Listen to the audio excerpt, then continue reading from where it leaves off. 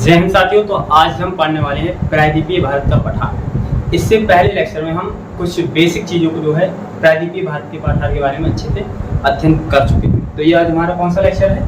यह हमारा दूसरा लेक्चर है। ठीक है, मैप से समझने की कोशिश करते हैं। हाँ, यदि आपने अब भी हमारे चैनल सब्सक्राइब नहीं किया है तो प्लीज़ कर लीजिएगा। हम इसके लिए इस पर डिटेल में ज्योग्राफी को मैपिंग के साथ समझ रहे हैं। ठीक है, यदि वीडियो आपको अच्छी लगती है हमारी तो वीडियो को लाइक करना बिल्कुल भी ना भूलिए। ठीक है, तो क्या लेक्चर है हमारा?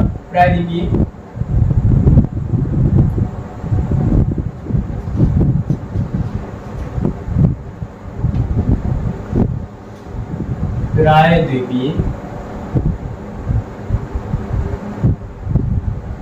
भारत का पठार। प्रायद्वीपीय भारत का पठार। ठीक है, तो हम पहले मैप बना लेते हैं जिससे कि आपको अच्छे से समझ में आ जाए। हमारा इंडिया कुछ है,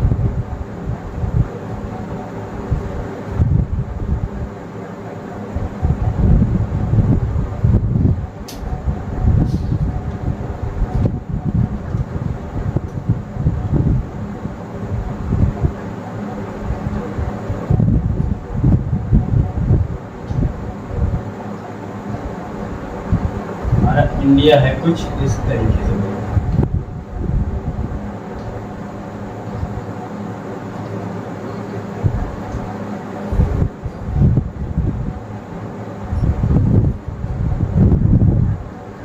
मैप पर नहीं जाएंगे, अच्छे से जो है जैसा ही बनेगा अच्छा ही बनेगा। मैप पर बिल्कुल नहीं जाएंगे।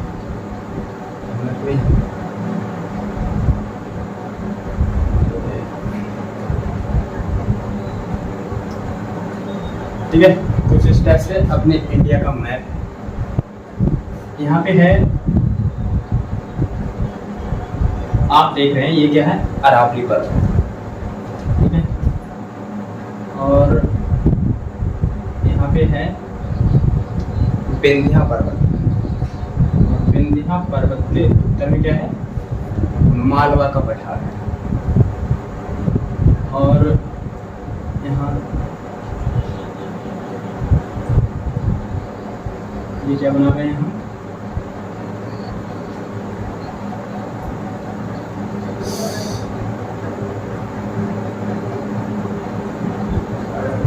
ये है आपका सतपुड़ा पर्वत। ठीक है, और ये है आपका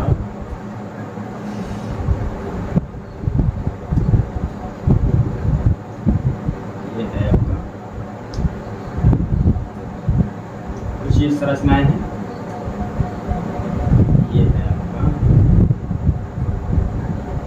यह है आपका पश्चिमी घाट पर्वत या साहित्य कह सकते हैं।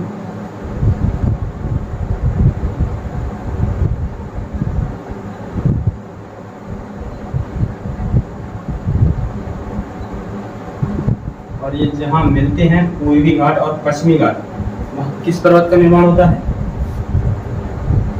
नीलगिरी। इसका नीलगिरी पर्वत का निर्माण। इनके बारे में हम कुछ बेसिक चीजें जान चुके हैं। अब हम पढ़ते हैं इसके बारे में,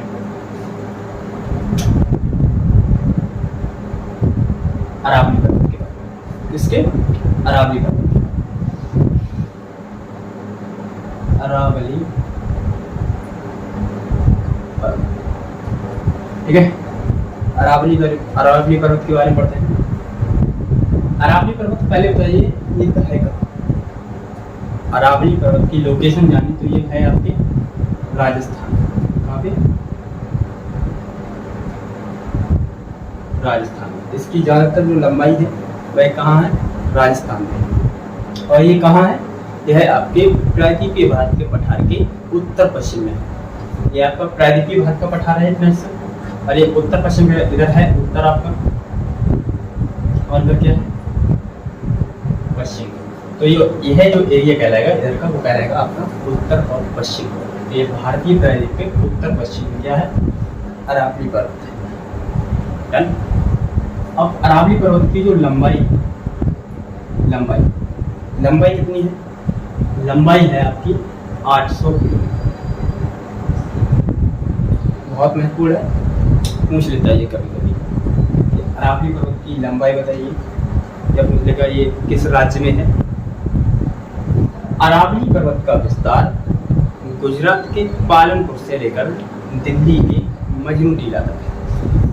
ऐसे करके लिखेंगे, अरावली पर्वत का विस्तार, अरावली पर्वत का विस्तार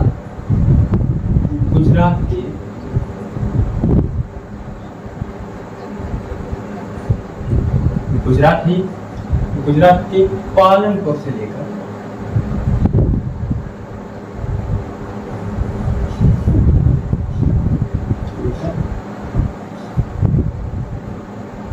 दिल्ली के मजनू टीला तक है। मजनू टीला, ठीक है। अरावली पर्वत का विस्तार गुजरात के पालनपुर से लेकर दिल्ली के मजनू टीला तक है, ठीक है। और जो है आपका राष्ट्रपति भवन है।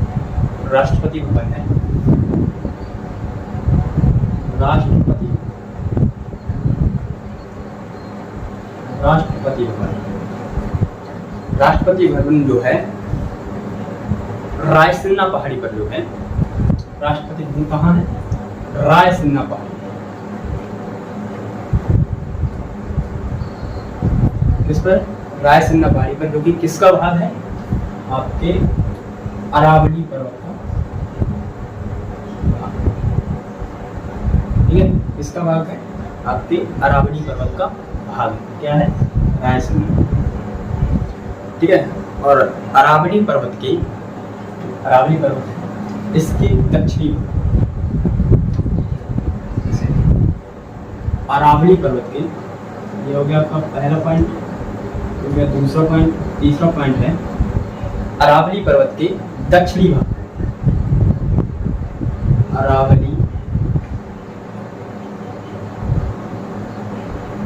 पर्वत के दक्षिणी भाग को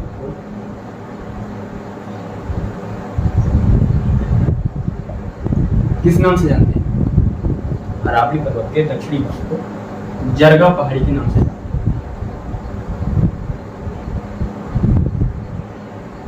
बहुत महत्वपूर्ण है, इसे याद करके जरूर रखिएगा। किस नाम से? जरगा पहाड़ी।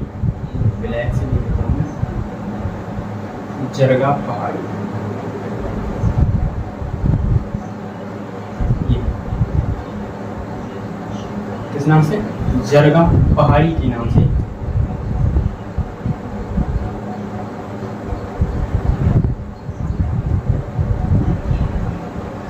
जानते हैं।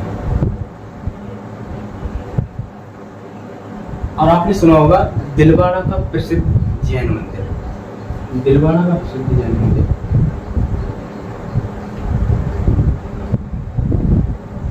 दिलवाड़ा का प्रसिद्ध जैन मंदिर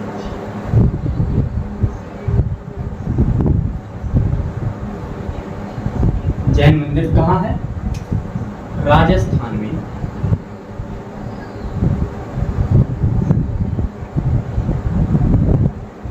माउंट आबू पर स्थित।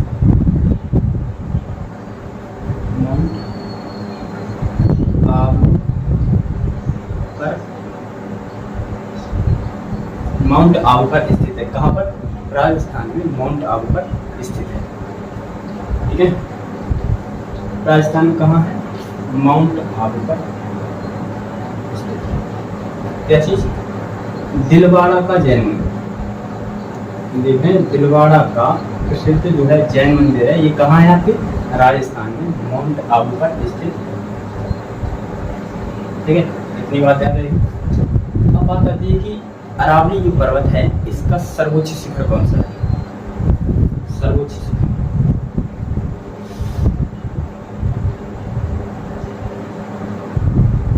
सर्वोच्च शिखर, सर्वोच्च शिखर कौन सा है? गुरु शिखर। कौन सा? गुरु शिखर, जो कि किसके समीप है? यह आपके माउंट आबू के समीप है। कहाँ है? माउंट आबू।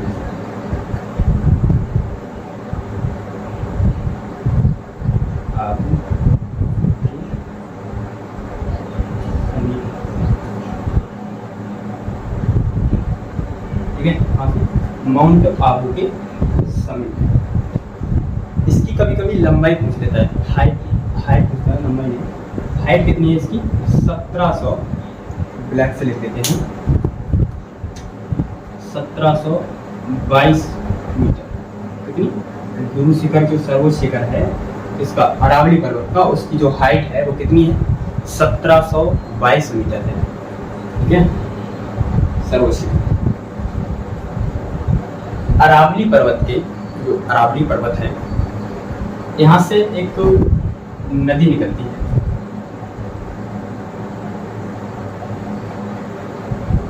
अरावली पर्वत के सबसे दक्षिणी हिस्से से, अरावली पर्वत के सबसे दक्षिणी हिस्से से एक नदी निकलती है जिसका नाम है लूनी नदी। क्या नाम है? लूनी नदी। मैं मिटा देता हूँ यदि आपको समझ में आ गया हो।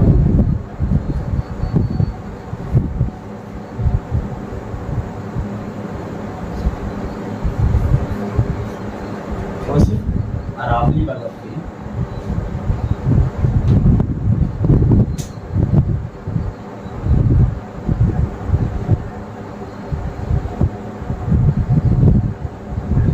पर्वत की किससे? दक्षिणी हिस्से से।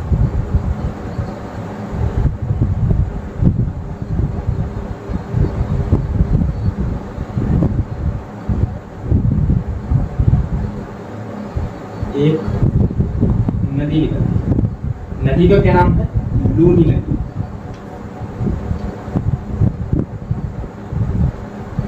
लूनी नदी, लूनी नदी एकमात्र ऐसी नदी है जो कि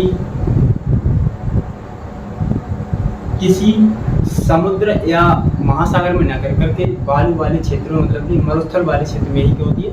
समाहित हो जाती है। ठीक है, कहाँ पर? मरुस्थल वाले क्षेत्र में ही समाहित हो जाती है। एक नदी निकलती है यहीं से, अरावली पर्वत के बीचों बीच से, जिसका नाम है बनास नदी। कौन सी? बनास नदी। मार का दूसरा ले लेते हैं, ये कुछ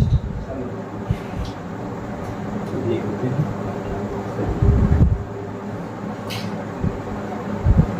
बनास नदी, उसी बनास नदी।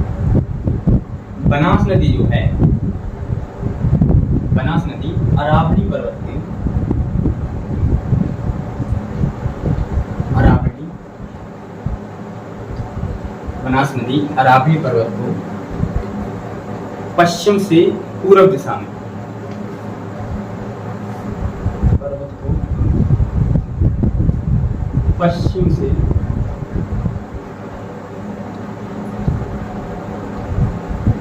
पूर्व दिशा में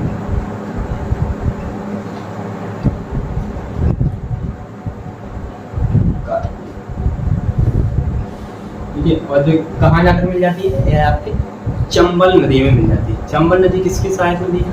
यह मतलब ये कह सकते हैं जो बनास नदी है यह किसकी सहायक नदी है? यह आपके चंबल की सहायक नदी है। तो ये थी आपके अरावली पर्वत से रिलेटेड कुछ महत्वपूर्ण बातें। ठीक है, तो इसके लिए हम जो है कंप्लीटली काम कर चुके हैं। अब आता है आपका क्या? आता है अब मालवा का पठार। देख रहे हैं, यह है मालवा का पठार। मालवा के पठार के बारे में क्या महत्वपूर्ण है?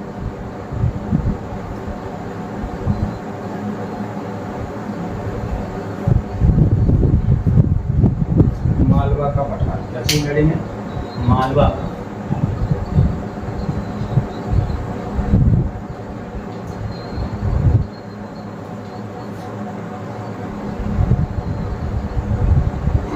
मालवा का पठार। मालवा का पठार अरावली पर्वत और विंध्या पर्वत के मध्य में स्थित है। अरावली पर्वत, अरावली पर्वत, विंध्या पर्वत,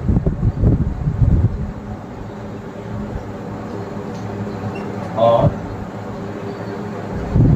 विंध्या पर्वत, सॉरी मालवा का पठार,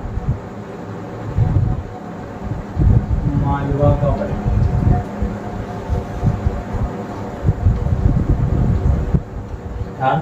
विंध्या पर्वत और अरावली पर्वत,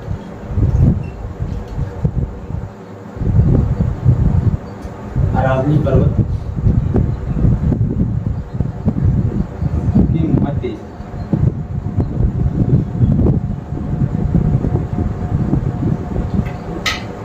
मध्य स्थित है। और दूसरा पॉइंट लिखेंगे, दूसरा पॉइंट मालवा का पठार, मालवा का पठार विंध्या पर्वत के उत्तर में है। जैसे पूछेंगे कि बताइए मालवा के पठार की स्थिति कहाँ है, तो आप बताएंगे मालवा के पठार की स्थिति विंध्या पर्वत के उत्तर में है। अगर ऑप्शन के हिसाब से देख लेंगे, ठीक है, उत्तर में। मालवा पठार का निर्माण जो है ज्वालामुखी से निकले लावा से हुआ है। ज्वालामुखी से जो लावा निकला है उसी से हुआ है। किसका? मालवा पठार का निर्माण। मालवा पठार से जो है कुछ नदियां निकलती हैं, जैसे चंबल, बेतवा और काली सिंधी नदी निकलती है मालवा पठार से। ऐसे लिखेंगे मालवा पठार से,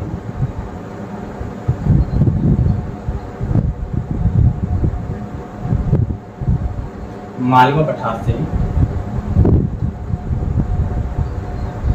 चंबल, मालवा पठार से चंबल, बेतवा और काली सिंधी,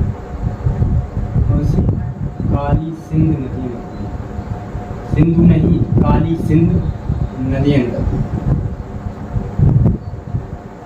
ठीक है, काली सिंध नदियां निकलती है।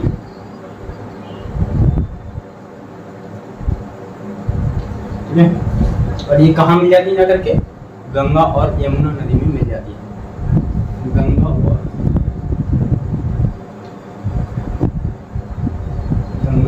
यमुना नदी में मिल जाती है।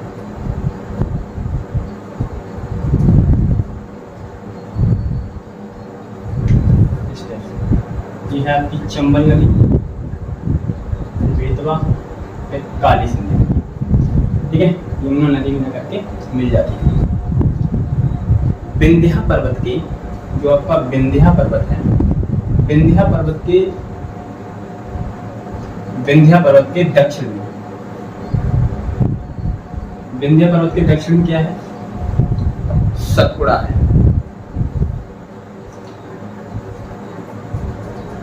विंध्या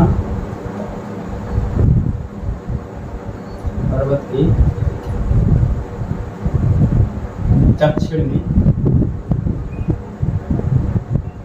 सतपुड़ा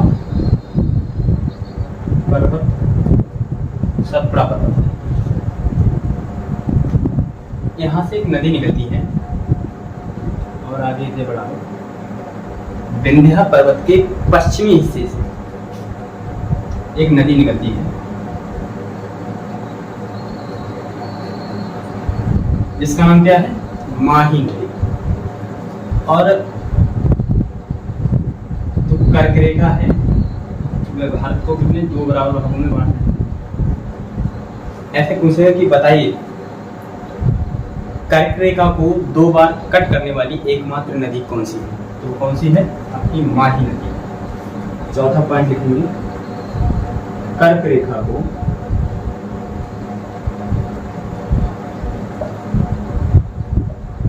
दो बार कट करने वाली एकमात्र नदी, एकमात्र नदी कौन सी है? माही। ठीक है, तो कर्क रेखा है, भारत के कितने राज्यों से गुजरती है? आपके 8 राज्यों से गुजरती है। आपको बता ही चुके हैं कि आपके दो बाहर जो है कट कर देगी। एकमात्र नदी माही, कर्क रेखा को दो बार कटने वाली एकमात्र नदी माही नदी। ठीक है, यह है बहुत ही ज्यादा महत्वपूर्ण है। और ये कहाँ गिरती है जाकर के? आपके अरब सागर में जाकर के गिर जाती है। कहाँ पर? अरब सागर में गिर जाती है। ऐसे करके पूछेगा आपसे, इसलिए पूछेगा कि लूनी नदी जो है कहाँ गिरती है, तो आप कहाँ बताइए? पता हो तो बता देंगे आप। यह है आपका अरब सागर, सॉरी खंबात की खाड़ी का क्षेत्र। और ये इधर क्या है? ये अरब सागर, अरब सागर। ठीक है, कौन सा एरिया है आपका? ये अरब सागर। और ये क्या है आपका? खंबात की खाड़ी। ये बना देते हैं। तो ये एग्जैक्टली पूछेगा तो कहाँ बताएंगे आप? खंबात की खाड़ी। वैसे कहाँ बताएंगे? नॉर्मली अरब सागर।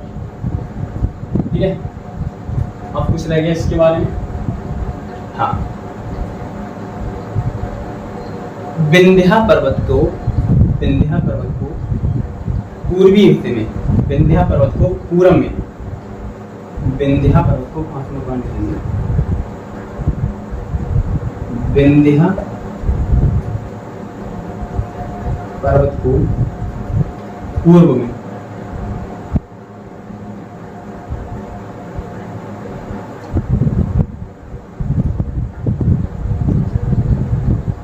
विंध्या पर्वत को पूर्व में कैमूर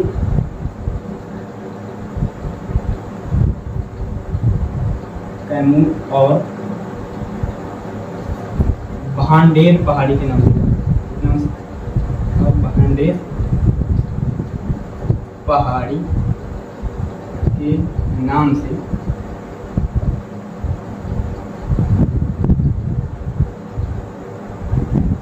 ठीक है, बहुत महत्वपूर्ण है। विंध्या पर्वत को पूरब में, पूरब किधर है? इधर। ये आपका क्या है? विंध्या पर्वत। ठीक है, विंध्या पर्वत जो है भारत को 2 बराबर भागों में बांटता है। इतनी बात ध्यान रही। नीचे क्या है? दक्षिण भारत का पठार और ऊपर क्या है? उत्तर भारत का मैदान। ठीक है, विंध्या पर्वत पूरब में कैमूर पहाड़ी और भांडेर पहाड़ी के नाम से जानते हैं। किसको? विंध्या पर्वत। ठीक है, कर्क रेखा को 2 बार कट करने वाली एकमात्र नदी कौन सी है? माही नदी है। विंध्या पर्वत के दक्षिण में क्या है? आपका सतपुड़ा पर्वत है। ठीक है, क्या है? सतपुड़ा पर्वत है। और सतपुड़ा के उत्तर में क्या है? सतपुड़ा के उत्तर में एक नदी बहती है जिसका नाम है क्या? नर्मदा नदी। और सतपुड़ा के दक्षिण क्या है? एक है नदी जिसका नाम है तापी नदी। हम इसे मिटा देते हैं। अब हेडिंग डालेंगे सतपुड़ा पर्वत।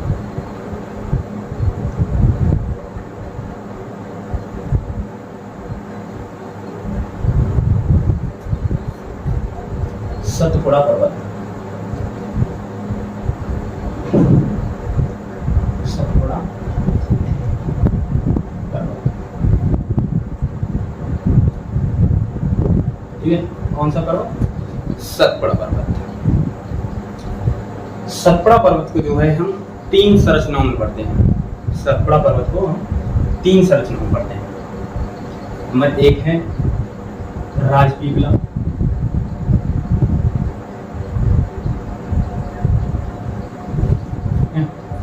और दूसरी है आपकी महादेव राजपीपला पहाड़ी, दूसरी आपकी महादेव पहाड़ी, पहाड़ी, और चौथी है तीसरी है आपकी मैकाल पहाड़ी। कौन सी? मैकाल पहाड़ी। ठीक है, राजपीपला पहाड़ी, महादेव पहाड़ी, मैकाल पहाड़ी।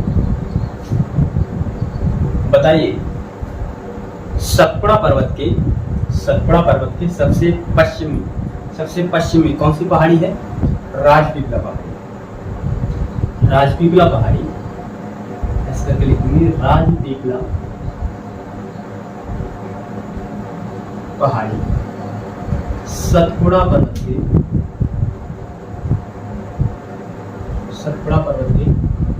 सबसे पश्चिम में है।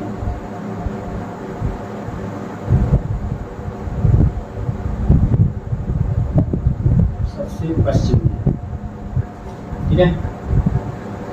और ये एक पॉइंट रहा। अब दूसरा पॉइंट लिखेंगे, राजपीपला के बारे में लिख लिया। अब लिखेंगे महादेव पहाड़ी। महादेव पहाड़ी,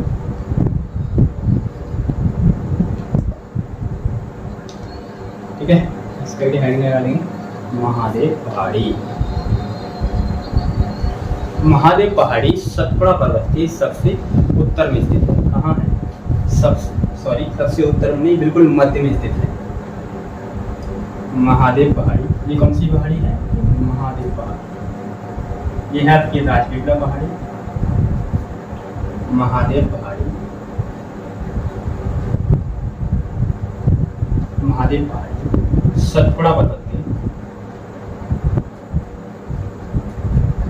सतपुड़ा पर्वत के, सतपुड़ा पर्वत की मध्य में स्थित है। कहाँ? मध्य में स्थित है। आपको देख ही रहा होगा मैप में, बिल्कुल मध्य में स्थित है, मतलब बीच में है। ये मध्य में स्थित है।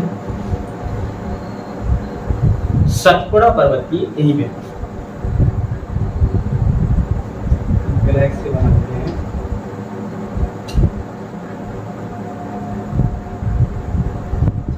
ठीक है, सतपुड़ा पर्वत की सबसे ऊंची चोटी।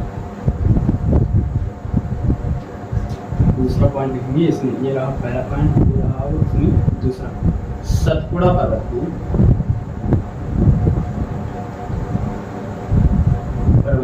सतपुड़ा पर्वत है, सतपुड़ा पर्वत की सबसे ऊंची चोटी जिसका नाम क्या है? धूपगढ़ी। ये किस पहाड़ी के अंतर्गत है? सतपुड़ा में। यह आपकी महादेव पहाड़ी के अंतर्गत स्थित है। सतपुड़ा पर्वत की सबसे ऊंची चोटी, सबसे ऊंची चोटी, सतपुड़ा पर्वत की सबसे ऊंची चोटी धूपगढ़ी। कौन सी? धूपगढ़ी। सतपुड़ा पर्वत की सबसे ऊंची चोटी धूपगढ़ी जो है, कहाँ? महादेव। धूपगढ़ी जो चोटी है इसकी लंबाई, ऊंचाई कितनी है? 1350 मीटर। ये कभी कभी पूछ लेता है कितनी? 1350 मीटर। इसे याद रखेंगे। सतपुड़ा पर्वत की सबसे ऊंची चोटी कौन सी है? धूपगढ़ी। हाइट कितनी है? 1350 मीटर। कहाँ है? आपकी महादेव पहाड़ी पर स्थित है। महादेव पहाड़ी पर स्थित है। ठीक है, मैं आपके लिए नोट्स बनवा रहा हूँ, आपको अच्छा रहेगा ये। कहाँ? महादेव पहाड़ी पर दिख ही रहा है आपको। फिर आता है आपका कौन सा? मैकाल पहाड़ी। तीसरे नंबर पे देंगे तो थी आपकी महादेव,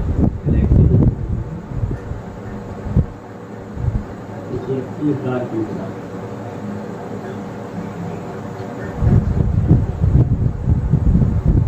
राजपीपला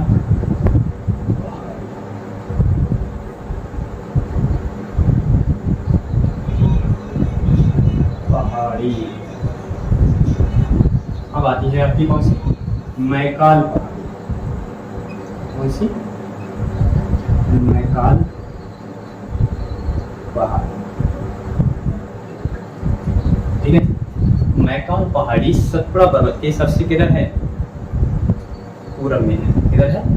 पूरब में। ऐसे लिखूंगा, सतपुड़ा पहाड़ी, सॉरी मैकाल पहाड़ी,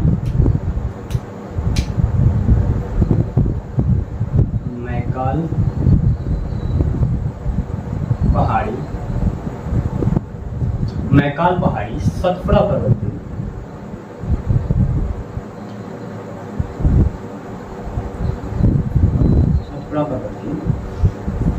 मैकाल पहाड़ी सतपुड़ा पर्वत के सबसे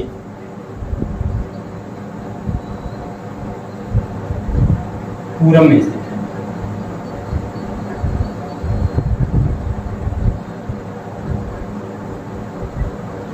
से पूरब में स्थित है। महाकाल पहाड़ी है, इसकी सबसे ऊंची चोटी कौन सी है? महाकाल पहाड़ी, इसकी सबसे ऊंची चोटी, महाकाल पहाड़ी की सबसे ऊंची चोटी कौन सी है? सबसे ऊंची चोटी, बहुत महत्वपूर्ण है ये। सबसे ऊंची चोटी, सबसे ऊंची चोटी का नाम क्या है? अमरकंटक। क्या नाम है? अमरकंटक।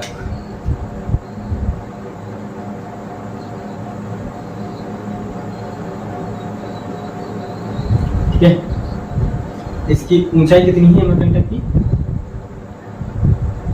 अमरकंटक की सबसे ऊंचाई है 1048 मीटर। जो धूपगढ़ी पर्वत चोटी है, यह महादेव पहाड़ी की भी सबसे ऊंची चोटी है और इसकी सतपुड़ा पर्वत की भी सबसे ऊंची चोटी है। ठीक है, अब एक तो बता देते हैं आपके लिए। अब मैं उम्मीद करता हूँ आपको ये अच्छे से समझ में आ गया होगा। आप चाहें तो स्क्रीनशॉट ले सकते हैं।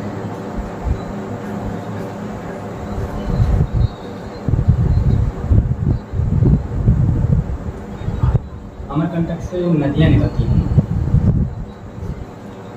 अमरकंटक से जो नदियाँ निकलती हैं उसका नाम क्या है? ये कौन सी है आपकी? महाकाल पहाड़ी। एक लिंक है जिसका नाम है सोनम। क्या नाम है? सोनम। ठीक है, कौन सी? सोनम। सो से क्या हो जाएगा? सोन नदी। कौन सी? सोन नदी। ठीक है, नासिक हो जाएगा नर्मदा नदी, नर्मदा नदी। और मासी क्या हो जाएगा? महानदी। अब आप समझते होंगे कि महानदी तो आपने कभी कभी पढ़ा होगा किसी किताबों में कि महानदी जो है छत्तीसगढ़ के सिमवा पहाड़ी से निकलती है, छत्तीसगढ़ की सिमवा पहाड़ी से निकलती है। अब आप तो ऑप्शन देख के लगा लें। अगर उसमें ऑप्शन में अगर जैसे पूछा उसमें कि महानदी कहाँ से निकलती है, अगर उसने सिमवा पहाड़ी नहीं दिया है और उसमें अमरकंटक दिया है तो आप कौन सा लगाएंगे? अमरकंटक। अगर उसमें अमरकंटक भी दिया है और सिमवा पहाड़ी भी दिया है तो आप कौन सा लगाएंगे? सिमवा पहाड़ी ही लगाएंगे। कौन सी? सिमवा पहाड़ी। अगर नहीं दिया है तो महानदी लगाएंगे। आप कभी कभी किताबों में देखेंगे। ठीक है, जो सोन नदी जो है गंगा की सहायक नदी, सोन नदी इधर चली जाती है और नर्मदा नदी सतपुड़ा पर्वत के उत्तर में बहती हुई है खम्बा गिराती है। और माही नदी के बंगाल की खाड़ी में अपना जल गिराती है। ठीक है, जैसे मैंने आपको एक लिंक और बताना था, वो है नमस्ते। क्या लिंक है? नमस्ते। नमस्ते लिंक जो है अरब सागर में गिरने वाली नदियाँ, बता दीजिए। अरब सागर में गिरने वाली जो नदियाँ हैं, लिंक क्या है? नमस्ते।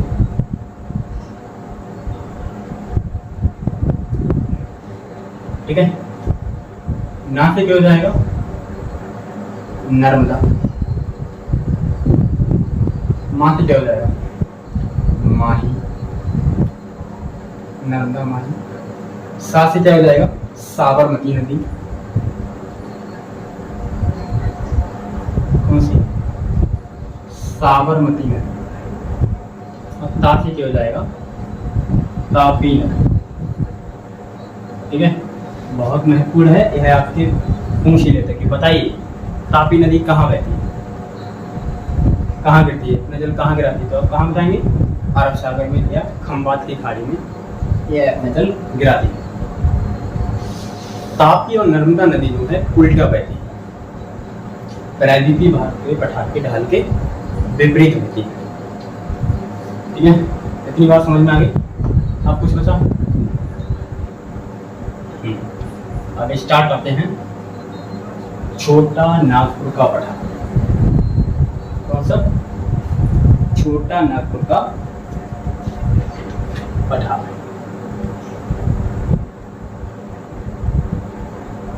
छोटा नागपुर का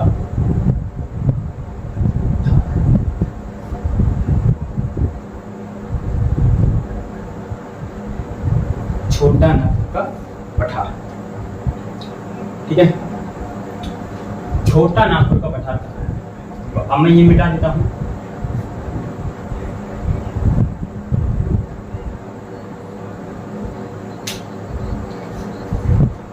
छोटा नागपुर का पठार किन किन राज्यों में है? छोटा नागपुर का जो पठार है, छोटा नागपुर का पठार आपके झारखंड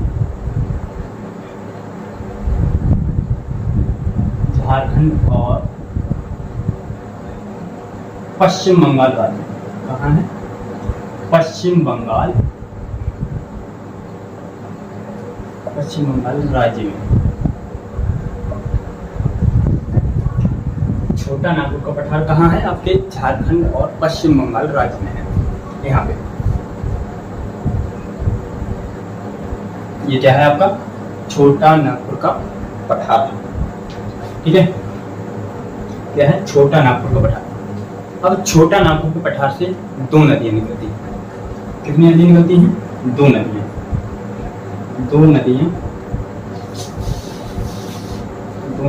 निकलती हैं। नंबर एक है आपकी दामोदर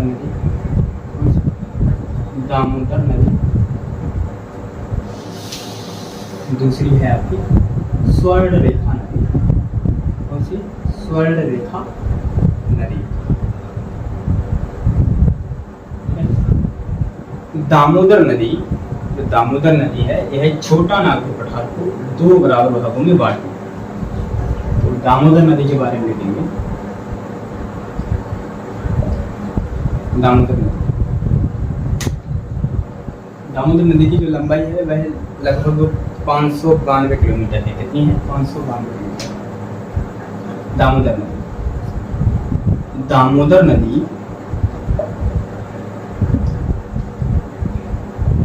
दामोदर नदी छोटा नागपुर पठार को दो बराबर भागों में बांटती है। और इसके जो दो बराबर भागों में बांटती है, तो इसके ऊपरी जो उत्तरी हिस्सा उसे कहते हैं हम हजारीबाग का पठार। जो निचला हिस्सा है, मतलब कि दक्षिणी भाग है, उसे कहते हैं हम रांची का पठार। दामोदर नदी दो भागों में बांटती है। दो भागों में इसको छोटा नागपुर पठार को, दामोदर नदी छोटा नागपुर पठार को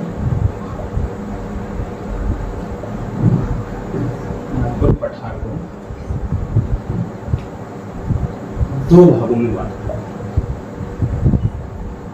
दो भागों में बांटती है। नंबर एक है आपका हजारीबाग का पठार। हजारीबाग का पठार।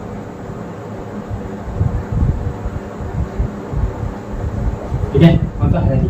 मान लीजिए यह है आपका छोटा नागपुर का पठार, और जो दामोदर नदी और स्वर्ण रेखा नदी है, छोटा नागपुर पठार से निकलती है, ये तो आपको पता ही है। यह आपके दो बराबर भागों में बांटती है। किसको? छोटा नागपुर पठार को। ऊपरी हिस्सा क्या कहा जाता है? हजारीबाग का पठार। हजारीबाग का पठार। दूसरा रांची का पठार। रांची का पठार।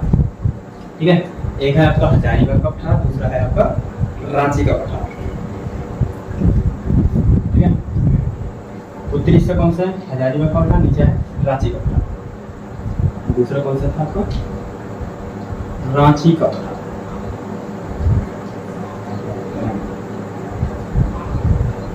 रांची का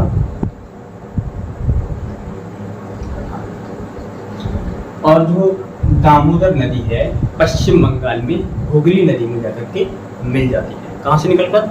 छोटा नागपुर पठार से निकलकर दामोदर नदी पश्चिम बंगाल में कहाँ पर? हुगली नदी में मिल जाती है। अच्छा, हुगली नदी का निर्माण कैसे होता है? गंगा नदी पर जो है पश्चिम बंगाल में एक तो बांध बनाया गया है जिसका नाम है फरक्का बांध। अब हम बांध आगे पढ़ेंगे तब पढ़ेंगे।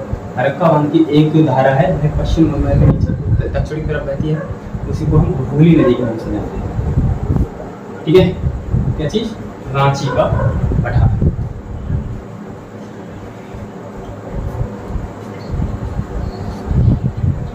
अब बात आती है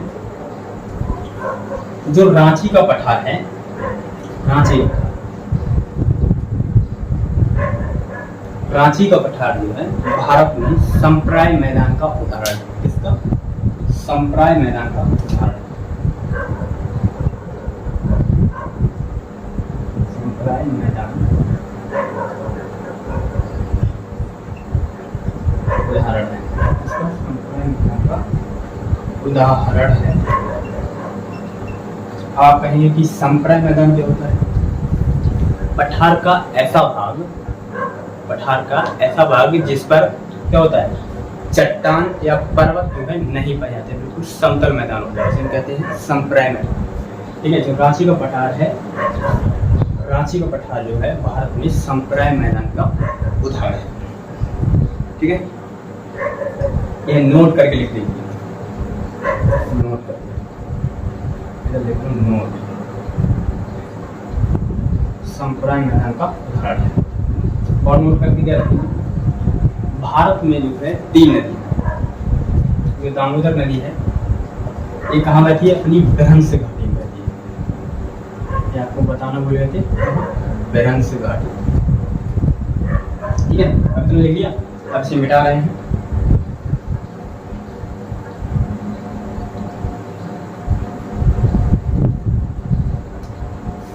भारत में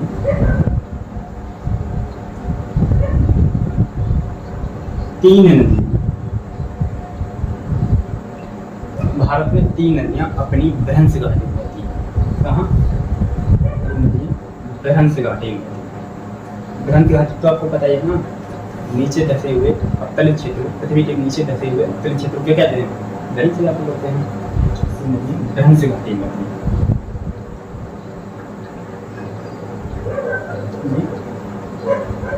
बहती है।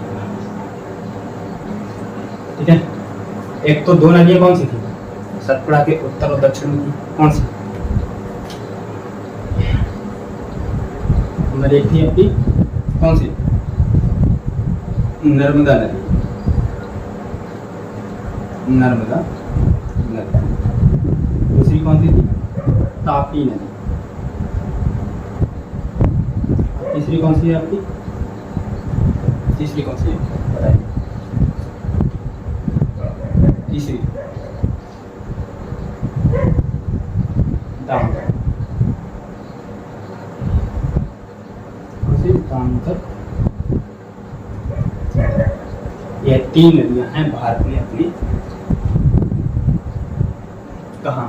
भारत में अपनी बृहंस घाटी में। ठीक है, और जो झारखंड की राजधानी है, अभी इसे मिटा देते हैं या इधर ले लेते हैं। झारखंड की राजधानी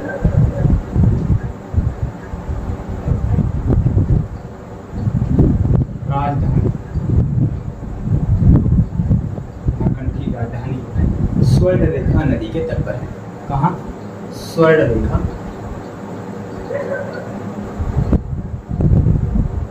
नदी के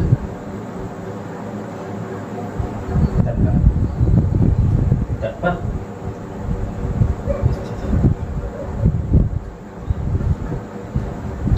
ठीक है, अब लिखेंगे, इतना लिख लिया। मैं उम्मीद करता हूँ अब आपने ये जो है लिख लिया होगा।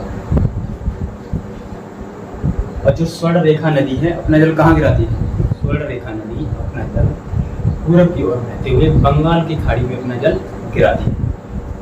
कहाँ गिराएगी? बंगाल की खाड़ी। लिख देते हैं, आप समझ लीजिएगा, जब नदियाँ पढ़ेंगे तब आपको और अच्छे से पढ़ाएगा। बंगाल की। ठीक है, अब इसे मिटा देते हैं।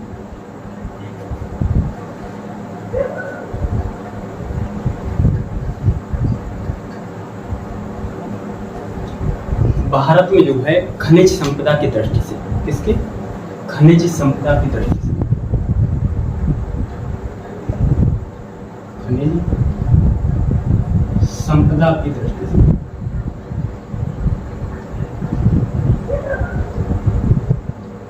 से जो है लोहा, कोयला और यूरेनियम छोटा नागपुर के पठार से ही हमें मिलता है। दृष्टि से लोहा, कोयला, यूरेनियम, लोहा, कोयला, यूरेनियम कहाँ से मिलता है हमें? छोटा नागपुर के पठार से ही मिलता है। जो यूरेनियम है भारत में जो है छोटा नागपुर पठार के अंतर्गत कहाँ से मिलता है? जादूगोड़ा से। कहाँ से? जादूगोड़ा से मिलता है। ऐसे लिखोगा भारत में यूरेनियम, भारत में यूरेनियम, भारत में यूरेनियम, भारत में यूरेनियम छोटा नागपुर पठार के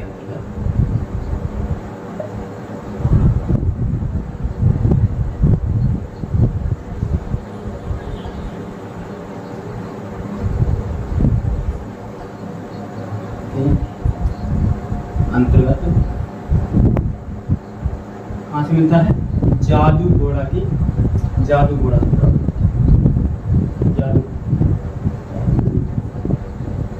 जादूगोड़ा से प्राप्त होता है। खनिज संपदा की दृष्टि से लोहा, कोयला, यूरेनियम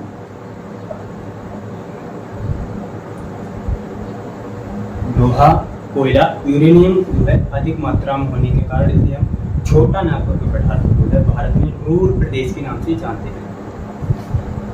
किस प्रदेश से? खनिज संपदा की दृष्टि से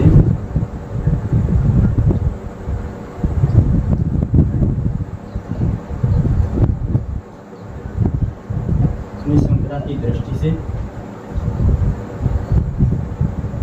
लोहा, ऐसे को खनिज संपदा की दृष्टि से छोटा नागपुर पठार,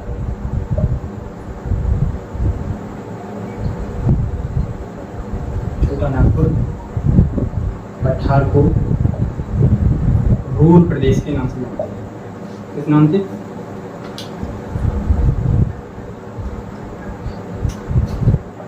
रूर प्रदेश, रूर प्रदेश, रूर प्रदेश के नाम से जानते, रूर प्रदेश के नाम से जानते हैं। और रूर प्रदेश कहाँ है? यह है आपके जर्मन में। जर्मन में दो नदियां हैं, रूर और राइन। रूर और राइन के मध्य के क्षेत्र को क्या कहते हैं? रूर प्रदेश के नाम से जानते हैं। रूर प्रदेश नोट करके लिखेंगे, नोट।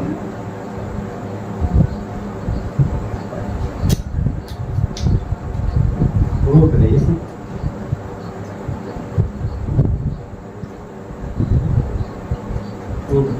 कहाँ है? जर्मन में है, जर्मन में है। जर्मन में दो नदियां हैं, जर्मन में दो नदियां, रूर और राइन। बहुत महत्वपूर्ण क्वेश्चन है, बहुत महत्वपूर्ण पॉइंट है। रूर और राइन दो नदियां बहती हैं, दो नदियां बहती हैं, दो नदियां बहती हैं। इनके बीच के क्षेत्र, इनके बीच के क्षेत्र को, इनके बीच के क्षेत्र को रूर प्रदेश के नाम से जानते हैं। रूर प्रदेश के नाम से जानते हैं। किस नाम से? रूर प्रदेश के नाम से जानते हैं। ये किसका भाग है? राजमहल की पहाड़ी है। ये कहाँ की है? झारखंड। ठीक है, और ये नोट करके, ये कहाँ है आपके? यह कहाँ है? जो छोटा नागपुर पठार है, झारखंड। इसके अंतर्गत राजमहल की पहाड़ी है, पहाड़ी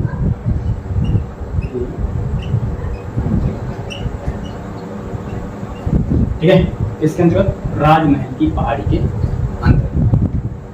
अब पढ़ते हैं क्या, शिलांग का पठार। शिलांग का पठार, हेडिंग डालेंगे शिलांग का पठार।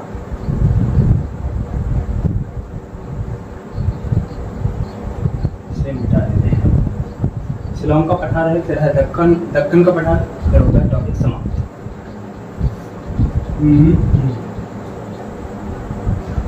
शिलांग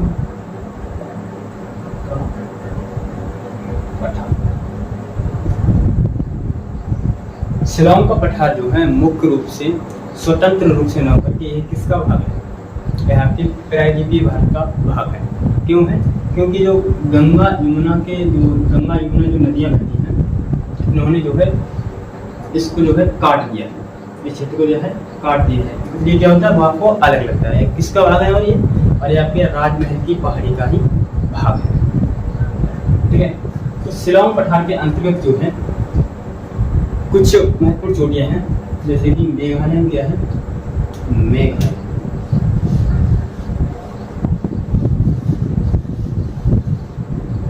गारो खासी जयंती, गारो खासी जयंतियाँ,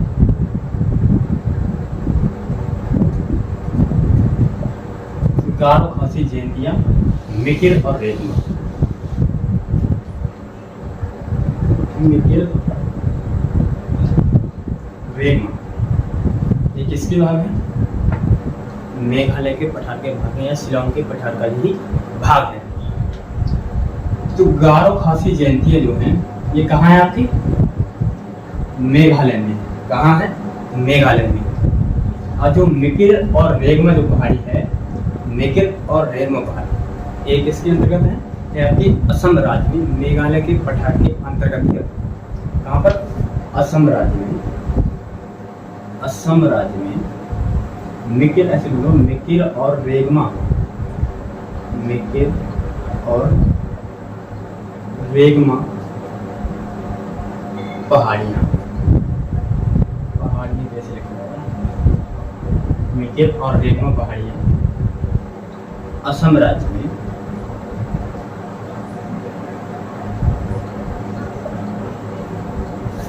मेघालय के, असम राज्य में मेघालय की पठार के अंतर्गत ही आती है, अंतर्गत ही लिखा है, अंतर्गत ही आती है। यदि आपने हमारे चैनल सब्सक्राइब नहीं किया तो प्लीज कर लीजिएगा, अंतर्गत ही आती है। हालांकि आपको दिख रहा होगा कि यह जो मेघालय का पठार है ये हिमालय के बिल्कुल समीप है, लेकिन ये हिमालय का हिस्सा नहीं है। ये किसका हिस्सा है, प्रायद्वीपीय भारत का हिस्सा है। क्यों हो गया, क्योंकि जो गंगा यमुना का जो जल बहता है उन्होंने इस क्षेत्र को क्या है, काट दिया है। कहाँ तक, किसका भाग है ये, और ये आपकी राजमहल की पहाड़ी का ही भाग है। हाँ, मेघालय का जो पठार है इसकी सबसे ऊंची चोटी है।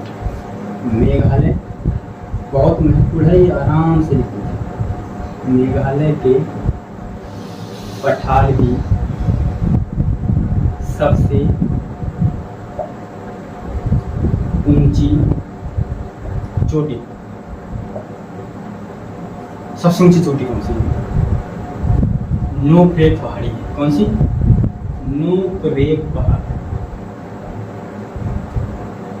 नोकरेक पहाड़ी किसके अंतर्गत आती है, ये आपके आती है बच्चों भाइयों, ये आती है आपके गारो पहाड़ी की, इसके गारो पहाड़ी, गारो पहाड़ी पर कहाँ पर है, मेघालय में। मेघालय कहाँ पे, यहाँ पे, क्योंकि बांग्लादेश से सीमा बनती है। हाँ, अब क्या आता है, ये आता है आपका मेघालय का पठार या शिलांग का पठार होता है, क्षमा। अब आता है आपका दक्कन का पठार। दक्कन का पठार। समाप्त ही हो गया। कौन सा? दक्कन का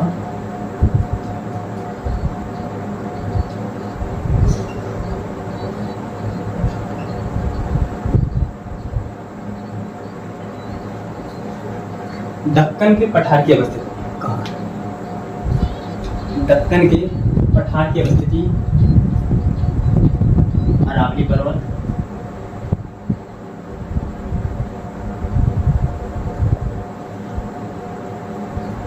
ये क्या है? पश्चिमी घाट पर्वत, पश्चिमी घाट पर्वत और पूर्वी घाट, पूर्वी घाट में घाट, पूर्वी घाट पर्वत के मध्य है। कहाँ? पश्चिमी घाट पर्वत और पूर्वी घाट पर्वत के मध्य में। इसके अंतर्गत जो है कुछ संरचनाओं को शामिल किया जाता है, जैसे कि आता है आपकी अजंता की पहाड़ी,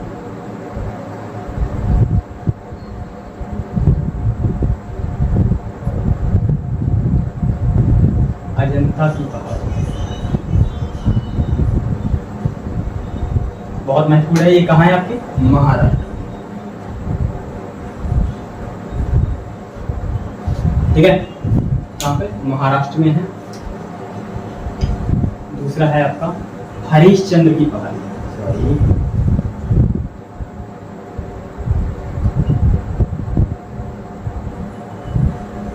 पहाड़ी,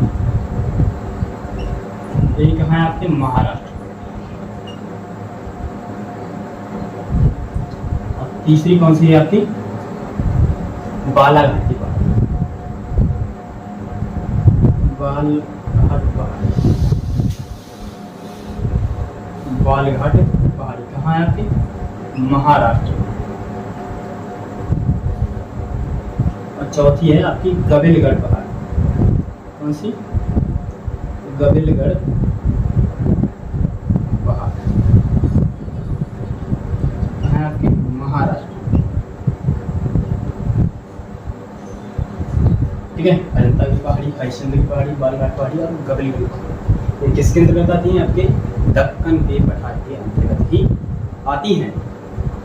ठीक है, अब आता है आपका क्या? दक्कन के पठार के अंतर्गत ही क्या आता है? दक्कन के पठार के अंतर्गत ही क्या आता है? दंडकारण्य का पठार आता है। इसका दंडकारण्य का, दंडकारण्य के लिखा है और देख लेना जो भी का पठार, दंडकारण्य का पठार जो है कहाँ आता है? दक्कन के पठार के अंतर्गत ही आता है।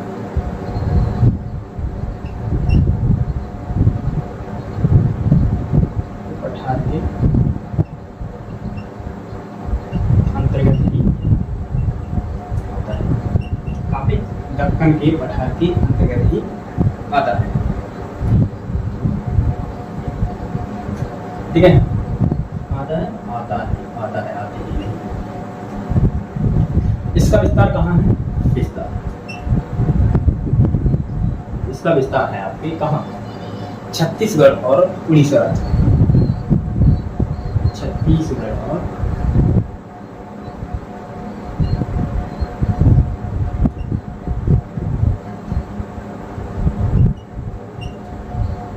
उड़ीसा राज्य।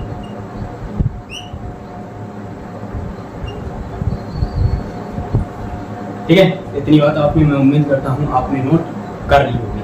मैं कुछ एक दो बिंदु और रह गए हैं, वो भी अभी लिखा दीजिए।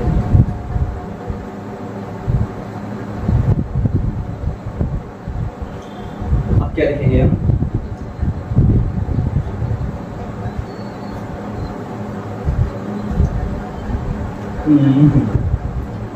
दंडकारण्य, दंडकारण्य पठार के दक्षिण में क्या है? आपको बताइए। दंडकारण्य के दंडकारण्य के पठार के दक्षिण क्या है आपका? बस्तर का पठार है।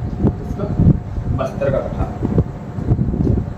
हमारे दक्षिण जाता है बस्तर का पठार, बस्तर का पठार, ठीक है, बस्तर का पठार। ये किसके अंतर्गत आता है? लेकिन यह आपके दंडकारण्य पठार के अंतर्गत ही आता है।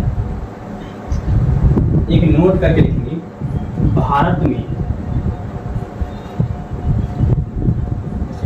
बस्तर का पठार है, भारत में इनका भंडारण के लिखा है, भंडारण, चलो देख लेना, वर्तनी शुद्ध नहीं है। भंडारण जो है भारत में टिन का भंडारण जो है बस्तर के पठार से ही होता है भैया, पठार से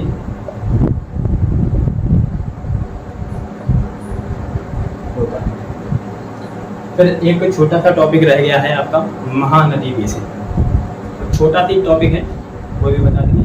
रात बहुत हो चुकी है, इतनी रात में अकेले और मैं हूँ और अंकित हैं, हम दोनों ही लोग वीडियो शूट कर रहे हैं, बकाया सभी लोग सो रहे हैं। तो मैं चाहूँगा कि आप हमारे चैनल को सब्सक्राइब करना बिल्कुल ना भूलिएगा। आप देख सकते हैं टाइम। तो मिलते हैं नेक्स्ट वीडियो में, तब तक के लिए बाय, जय हिंद, जय भारत।